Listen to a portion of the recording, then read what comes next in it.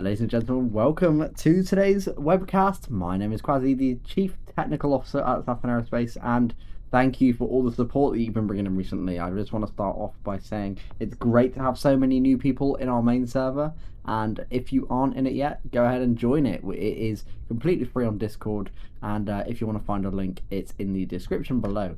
So go ahead and check that out. But here we are, preparing for the third flight of Daphnis in a quick turnaround after this first few launches here. That launch that we just did, it's the most viewed video on our channel, so very well done by the teams for having such a good turnout on that mission. But we're hoping to get even bigger this time and do even more of a cooler payload. That is designed by Artemis, and it is the AEGIS I Payload payload, and this is about 5 tons, and it will go to a geostationary orbit, the highest orbit Daphnis has ever been to.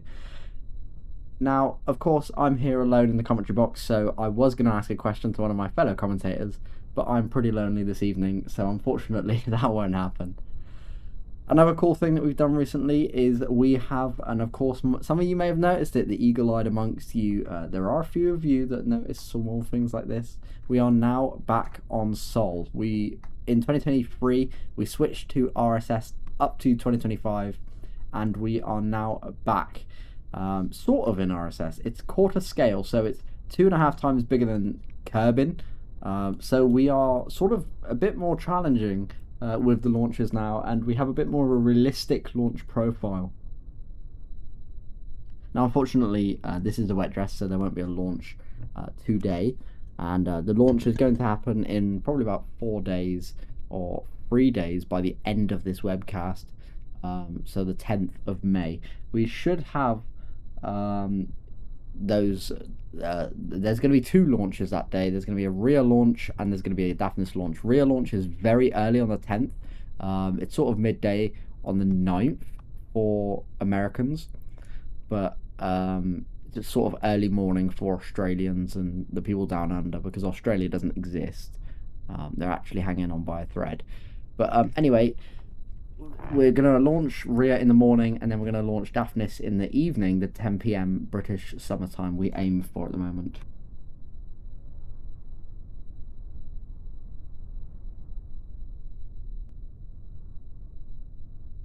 Now, any of you questioning what that fuel is on the side of the rocket, that is simply our venting. We do that to maintain positive or a good pressure in the tanks so that they don't implode and blow up and the whole rocket goes to well, hell. Hopefully that doesn't ever happen, but thankfully it hasn't yet. We've never lost a vehicle due to excessive propellant load, thankfully.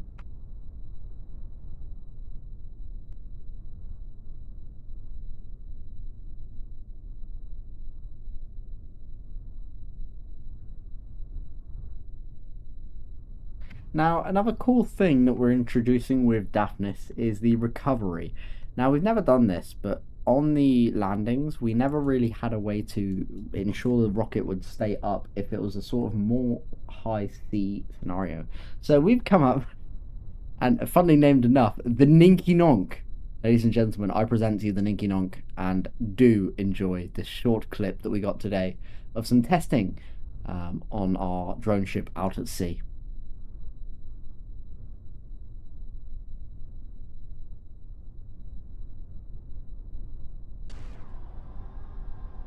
And there it goes. Just look at it go. An incredible craft. And the Ninky Nonk should be coming to a launch near you very, very soon. Back to the rocket, however, we are still counting down 12 minutes 10 seconds on the clock. The mission controllers looking happy this evening with the rocket so far. Not a call out in sight, but not to worry. That is probably to be anticipated at this early stage.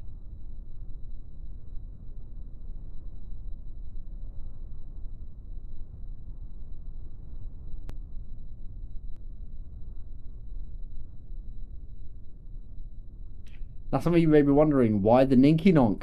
And why not just a normal name like we've always been using? Now, we like to have a bit of fun here and sort of break that strenuous cycle of being too realistic. We are a KSP company after all, and we don't want to take it so seriously that we're not having fun. So, the Ninky Nonk is our way of being fun.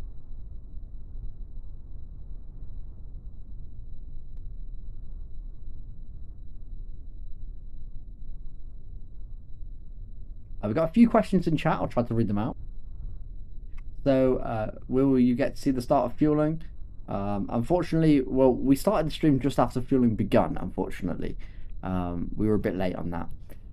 We've also got another message. Is the booster ready for a booster for Rhea ready for the wet dress? We've already completed the static fire. The next test on our agenda is the full wet dress of the full stack before the 10th. That should happen maybe tomorrow or the day after. I'm currently flying an SSTO. Why is my ground proximity alarm going off? Good question. You might be a bit low. I'd suggest pulling up. And also, final question: what do you use for launch pads and launch towers? We use a lot of mods. For the launch pad, we use or the strongback, we use F3's GSE, and for the launch pads, we use Tundra's launch complex. I think Tundra Space Center. I think it is.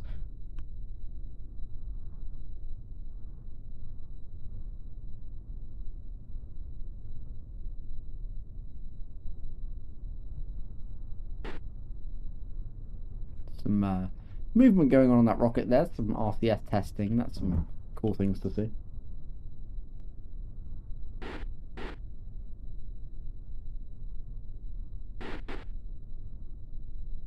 Yeah, some small RCS tests to ensure that those thrusters are working as intended. We like to check those on normal countdowns to ensure that that actually will work for flight. Usually we only test the thrusters a few times on those monopropellant thrusters, but not to worry, that is exactly as planned.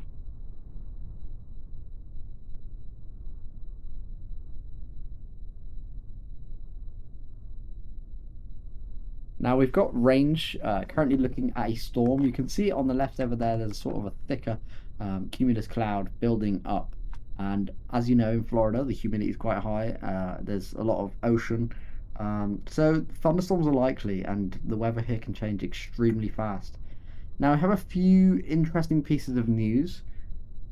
I'm going to say it, though I'm not sure our COO wants everyone to know yet. I'm not too sure, but ladies and gentlemen, we are launching out of New Zealand this year. For Rhea, we are building a new launch site specifically for our launch vehicles. And the name is yet to be decided, but we are launching in New Zealand now. Obviously the smallest country in the world, and it doesn't exist, according to some people. But not to worry, it will be a great place to launch from, lots of opportunities, and it's close to the Solomon pad. So what we've done is we've basically taken a lot of the Solomon infrastructure from the RSS days and we've brought them back. Getting some NZ love in the chat, good to see. Of course, there's only 2 people in this whole server from New Zealand, so I think it's a bit of bias, but that's not to worry.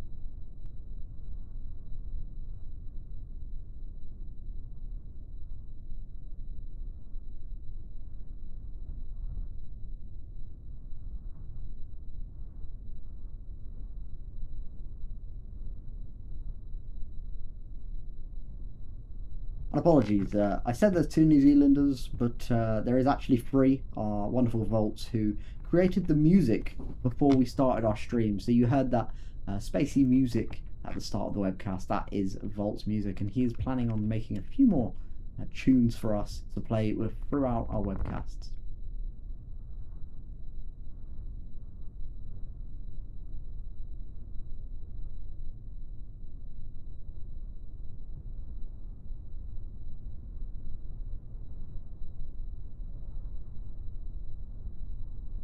Propellant LD. This is LD, go ahead. We need to retest the RCS thrusters. Copy that. Do you think this requires a hold, or are we going to continue the count? I believe we are still go to continue the count. Copy. If the nature of the situation changes, let me know over the net. Roger. Okay, and we heard some chatter over the nets there.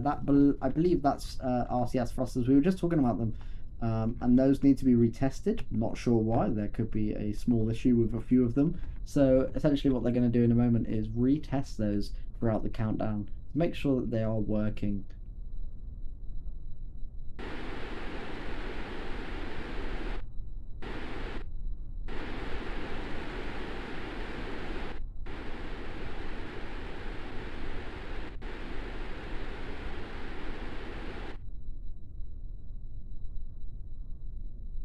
Seems like we've had those RCS tests there. That's good. All of them looked okay. Not sure. Narvi chose sequence start.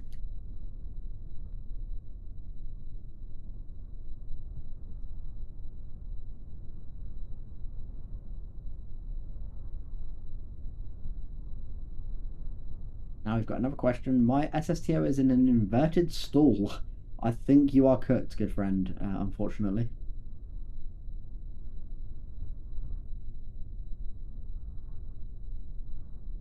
And if you're just tuning in, hello, Final welcome. propellant conditioning start.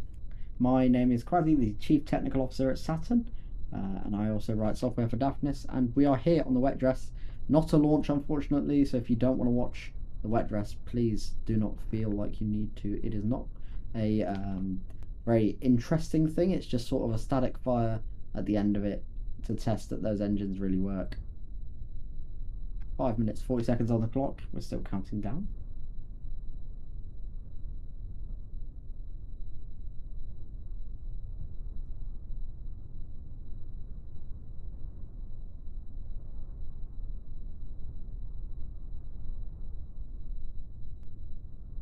Narvi thrust vector control test underway.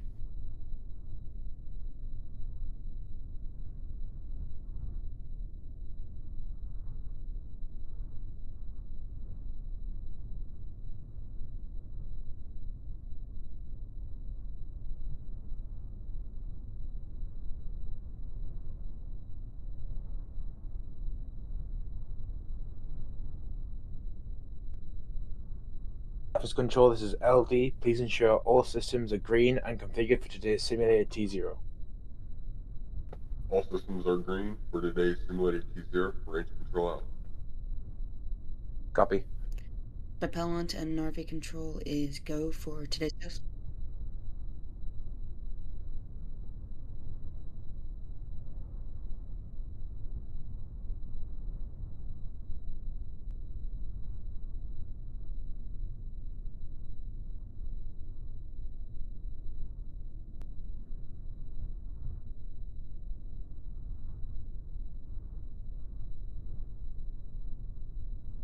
And also in other news, Rhea has been transported to New Zealand, our New Zealand launch complex. We've been secretly building it in the background for a while, and we used Incladius, our transport vehicle. So we sort of destacked Rhea, and we've moved it over, so it's ready for its testing, and we're pretty much set to go on that launch. We just need to set up a few more things on the pad, and then we're all good. But speaking of Daphnis, we are almost good to go here. We got 3 minutes 50 seconds, and the count is still running good.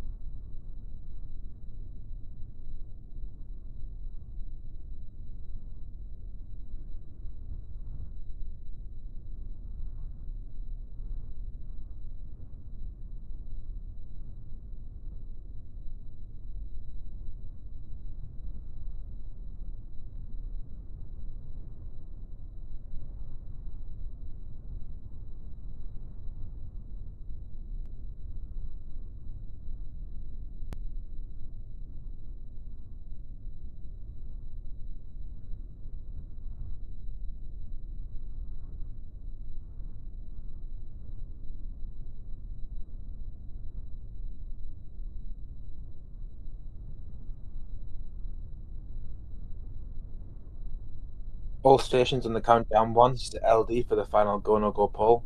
Engines and propellant. Engines and propellant is go. Daphnis control and range. Daphnis control and range is go. Copy. LD is go. Let's light this candle. Good news, we are go. 2 minutes 45 seconds. The vehicle is configured for its test, and we should see the 7 Navi engines on the first stage ignite very, very shortly.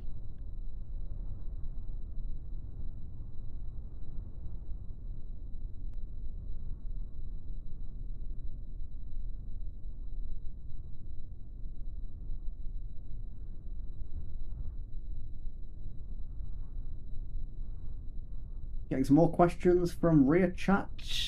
Let's have, the YouTube chat. And will you be accepting the 8.5 billion USD contract from DARPA to launch hypersonic cruise missiles from your rockets? I'm not 100% sure. We'll have to look into that, and we'll get back to you. And will there be a Ninky Nonk or equivalent for Rhea? Not a clue. I hope so. Hopefully we can get the Nonky Nink. And what is this mission's plan? We plan to launch our second contracted payload to geostationary orbit on the 10th of May, and you can read more about that on our website in the missions page. And the rocket is coloured through multiple things such as conformal decals and just the default textures.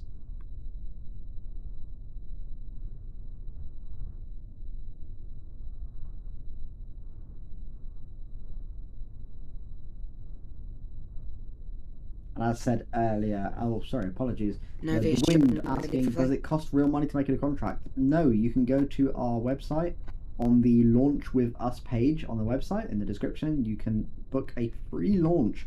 As long as you have a KSP craft, it is on there for you to do for free. So feel free to do that anytime you wish. We're looking for loads of payloads this year, and we want a backlog, so go ahead and do that. And if you're not in our Discord already, you can join our Discord to find out more about when your payload is to launch on our rocket. Now, I'm going to be quiet. 55 seconds on the clock. Ladies and gentlemen, let's watch as 7 Navi engines rumble through the sky. Or not the sky, blah, blah, blah. And how do I apply for a career? Through the website again. Or the Discord, apologies. Do enjoy the static fire.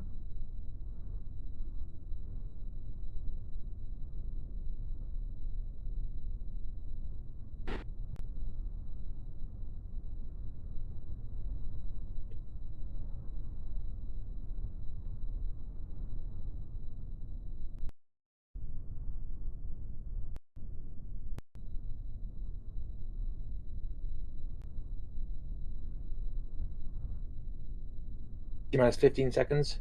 Vehicle handoff confirmed. T-minus 10, 9, 8, 7, 6, 5, 4, 3,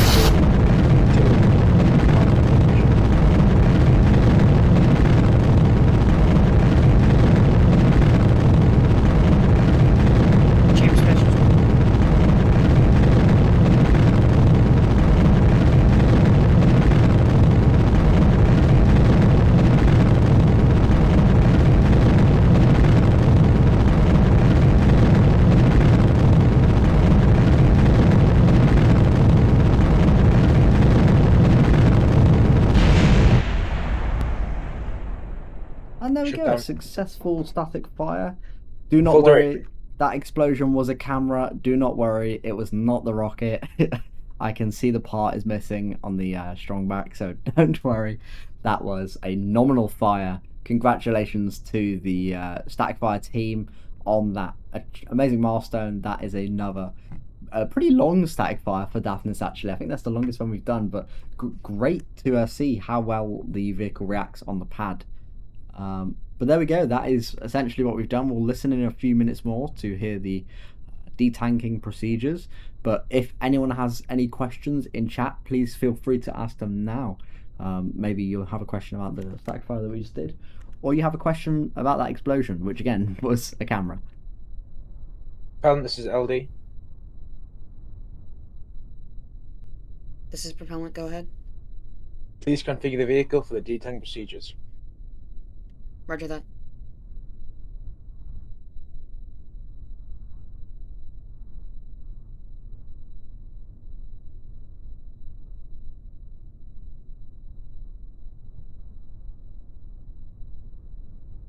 The wind. No, this was not a launch. This is a wet dress rehearsal, unfortunately. Vehicle is configured for detanking operations. We're essentially testing that the Copy rocket can fly in the future, so it calculates its trajectory. It does a bunch of things to make sure that we will, in fact, launch, and it will work on the day. Daphnis control, please state vehicle health. Are you setting up the traditional tap dancing outreach program? Yes. When launch? Vehicle health is nominal. When launch? It is Yep. Sunday. Thank you for the comment. I see there's quite a few people in the chat now. Welcome. This is a very interesting chat. And also I saw a question ages ago. How do you launch? Do you use MechJeb, KOS, or do it yourself? We use KOS, so all of the things you see on our webcasts are KOS. That static fire even was KOS. And it's all part of a bigger code base. That's a good question, and I'm going to leave the ISP of the first stage. I'm not 100% sure. Caden might be able to answer in my messages, but I'm not 100% sure. If I can get him to say, that'd be great. Otherwise, I do not know. And it's sort of sandbox. This is more we do things and we go from what we do. So if we fail in the game, we obviously take that and use that failure in the future.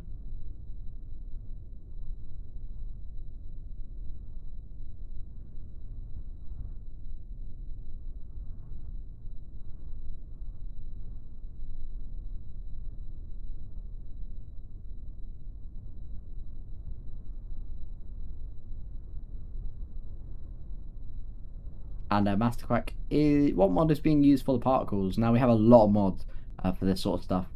We recently added one. I think it's like Kerbal FX. We also have Smokescreen, Plume Party, Waterfall, Real Plume, stuff like that. Do we have the game running at all times to simulate? Unfortunately, no. But we do have the game running quite a lot of the time for projects and everything that we're doing here. I think I've got over 2,200 hours in the game now, and 90% of that is Saturn Aerospace related because of how long it takes to do this stuff.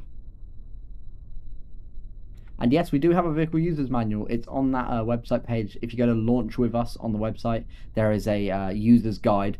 Currently, we only have Daphnis payload user's guide, but we are working on bringing Rhea and potentially Hyperion pending some news updates to that. So if you go over there, you can find out details about the integration, the G-force, and all sorts of things of the rocket, like max payload. Will the big boutique protocol be integrated soon? I'm not sure. Would you launch military spy satellites? We could, and we have. We've launched many of them. We just can't say which ones they were. Saturn Aerospace is going good. The last few launches and testings. Thank you. One question: is there plans for future missions of Saturn Aerospace or satellite missions planned? I'm gonna take that question and assume you just mean what launches are coming. We have a lot of crewed missions planned, and satellite missions. We have more satellite missions than crew, but in June that's gonna start changing, and we're gonna have a lot of crew because in June and July sort of time we want to go back to the moon. So that is going to be a big period for us. So we're going to have lots and lots of activity going on then, and the whole place is going to shine when we go to the moon, because it's the first time we've ever gone to the moon with crew.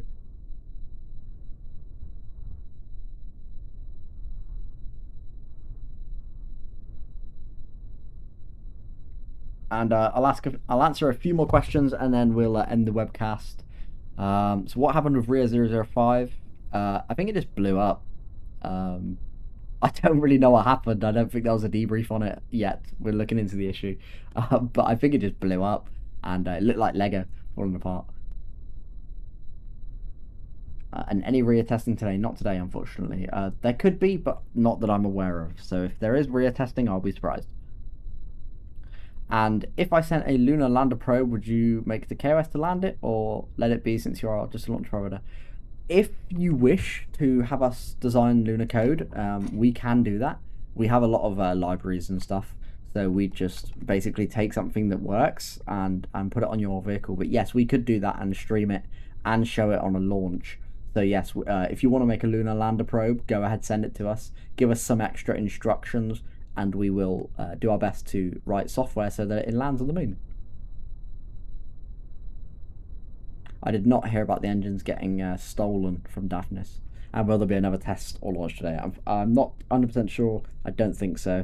In the UK, it has just turned 1 past midnight, so we're in a new day now. So there might be something today, right? But technically, since none of us have been asleep yet, it's still the same day. So tomorrow, potentially. I will ask one more question, and then I will end this webcast, ladies and gentlemen. Just want to make sure that everyone is happy.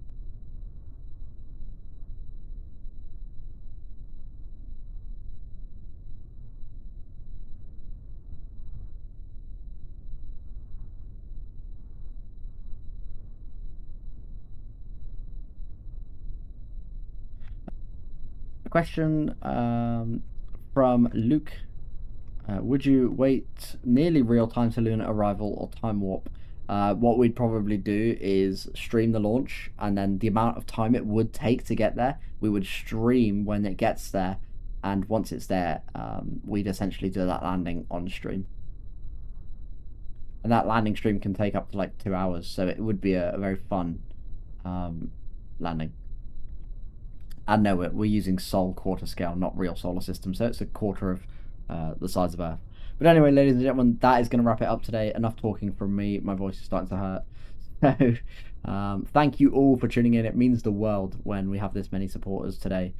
And you can find all of our details like mod lists and stuff in the payload users guide in the website on the Launch of Us page. And if you have any other queries on the website, there's a few details about everything and Daphnis. And if you still want to talk to one of us or join the team, go to our Discord, which I'll put in the chat now, and you can all join it.